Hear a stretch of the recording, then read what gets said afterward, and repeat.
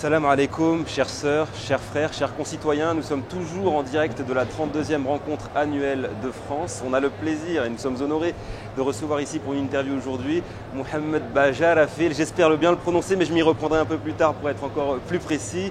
Il est imam de la mosquée d'Ivry et docteur en linguistique. Mohamed, salam alaikum. Wa alaikum salam wa rahmatullahi wa barakatuh. Vous êtes bienvenu.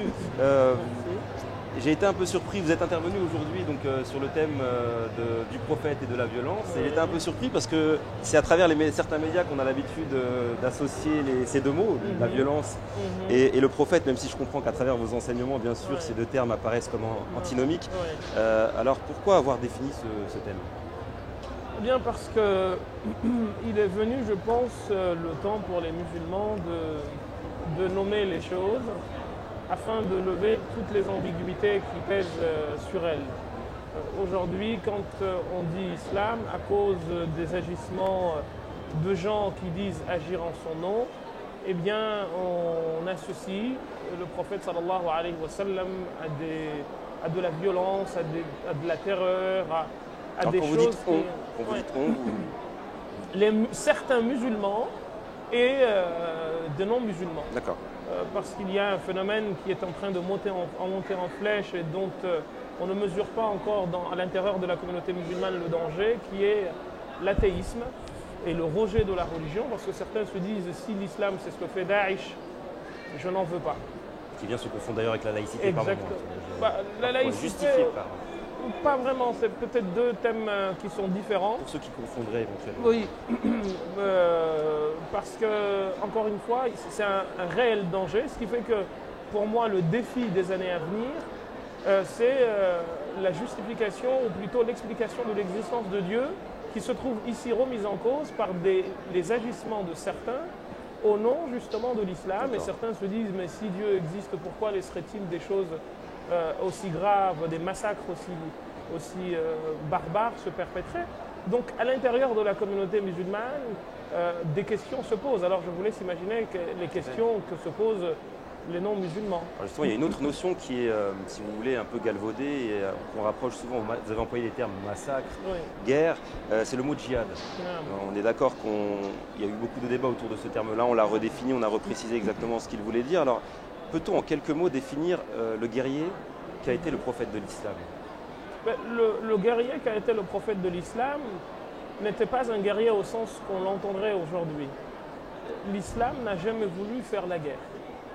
Et la preuve, c'est que quand le prophète arrive à Médine, les compagnons vont à maintes reprises lui demander l'autorisation de se défendre. Et le prophète sallallahu alayhi wa sallam va leur dire à chaque fois je n'ai pas reçu l'ordre de me battre. Et les choses vont se passer ainsi pendant un moment.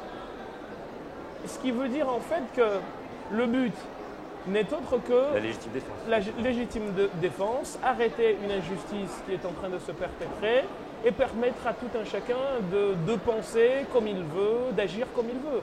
Un point à la ligne. La guerre n'est pas la règle, mais elle est plutôt l'exception. Alors pourquoi ce terme est souvent aussi facilement, si je puis me permettre, rattaché à la violence et justifié, même au sein de la communauté musulmane, d'une certaine minorité, justifier la violence? Puisque ça paraît si clair dans vos bouches et puis même au sein de cette rencontre. Pour deux raisons essentielles, je le disais à l'instant dans mon intervention.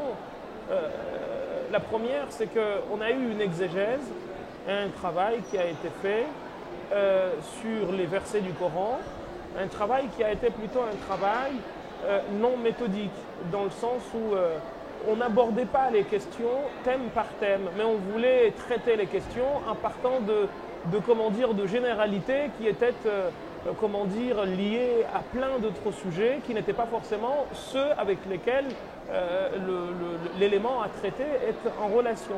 Et c'est pour cette raison que nous autres optons pour ce que Cheikh Mahmoud Chaltout a appelé « tafsir al-mawdou'i », une exégèse thématique qui consiste à prendre les versets qui traitent d'un point et à les réunir.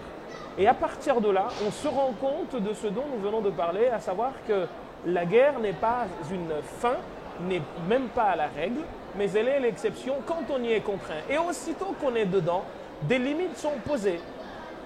Qu'une fois que le but est atteint, à savoir rétablir la sécurité, à savoir faire arrêter l'agression, à savoir donner à tout un chacun la liberté d'agir, eh bien là tout s'arrête. Et c'est pour cette raison d'ailleurs que le Coran dit si tu les vois aller vers la paix, eh bien vas-y, la réconciliation est mieux. Donc finalement, même ceux qui aujourd'hui sont en train de nous sortir des choses où l'islam appelle à tuer les juifs, mais qu'ils nous donnent le verset. Alors justement, vous vous appelez comme beaucoup en fait à une remise en contexte de ces textes-là, mais est-ce que ça suffit à chaque fois de dire le texte, vous le sortez de son contexte et on peut en faire dire n'importe quoi, mais revenir au contexte, oui. Le djihad par exemple, oui. Est-ce que ça suffit pour... Si on procède ainsi, on va s'apercevoir de bien des choses, notamment que, eh bien, quand tu regardes par exemple le premier verset dans lequel justement le djihad a été instauré, que dit le verset? Dieu nous dit, il est autorisé. Regardez, il est autorisé. Autorisation est donnée à ceux qu'on a violentés, à ceux qu'on a chassés de chez eux, à ceux qu'on a cherché à tuer, eh bien de se défendre. On est clairement dans la légitime défense. Donc on est clairement dans la légitime défense. On ne peut pas de toute façon faire de cela eh bien, les moyens d'aller faire la guerre aux autres sous prétexte de domination. Le prophète sallallahu alayhi wa sallam, l'islam ne cherche pas à dominer. L'islam cherche à dompter les cœurs. Et c'est pour cette raison que quand on regarde l'appel à l'islam, mais c'est quelque chose de très simple.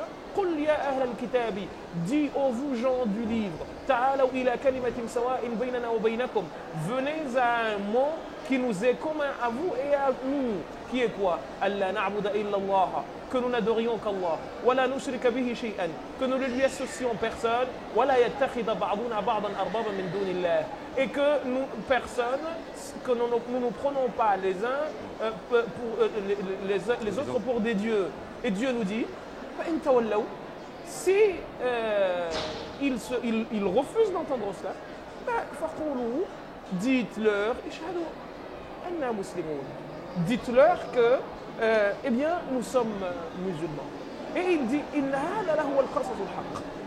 cela c'est la vérité.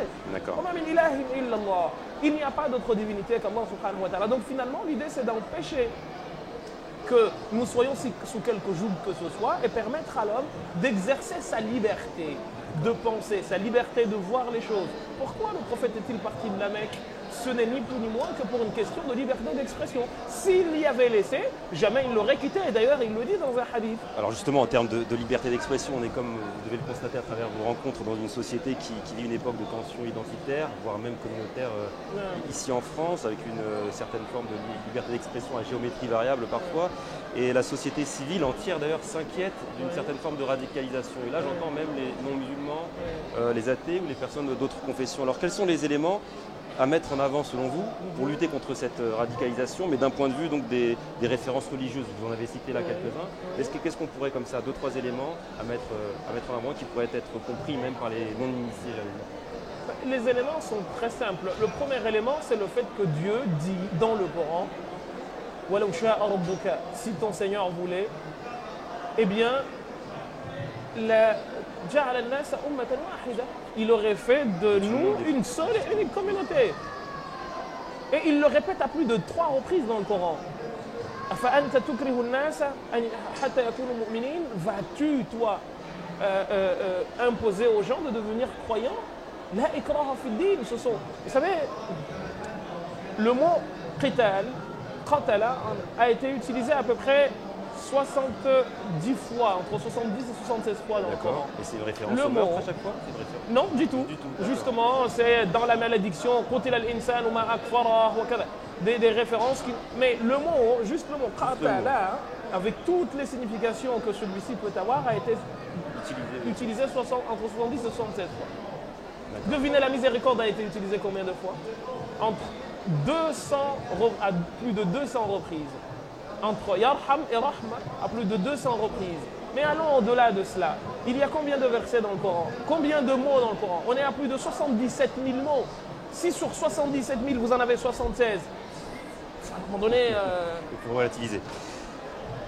Très bien. Et vous avez rencontré là il y a eu un écho Il y a un écho à vos mots, à vos prestations, à vos enseignements. Vous le sentez au sein de la communauté? Il est accueilli? Mais je pense que la communauté, comme on le dit en arabe, derrière tout malheur, il peut y avoir un grand bonheur.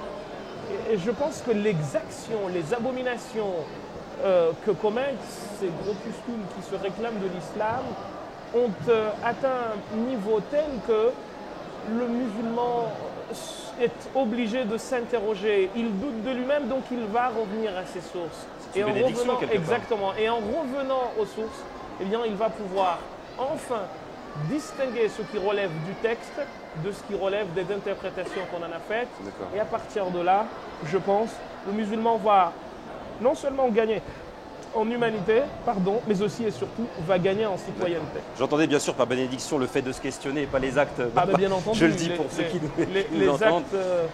Les actes, bien entendu, ne sont que condamnables, abominables, horribles et indescriptibles. Au vu de votre emploi du temps, je ne vais pas vous retenir plus longtemps. On pourrait peut-être, par rapport à votre nom de famille, puisque je suis un peu un amoureux de la précision, m'aider à le prononcer, vous allez peut-être nous indiquer. C'est Bajarafil. Bajarafil, je suis pas loin. Bajarafil. Bajarafil, je suis encore pas loin. Mais j'y suis pas encore. Vous y êtes. J'y suis. C'est une précision yéménite de Hadramaut. Que Dieu vous couvre de toute sa miséricorde. Merci pour votre venue. Chères sœurs, chers frères, chers concitoyens, je vous donne rendez-vous, Inch'Allah, pour de futures interviews. Assalamu alaikum.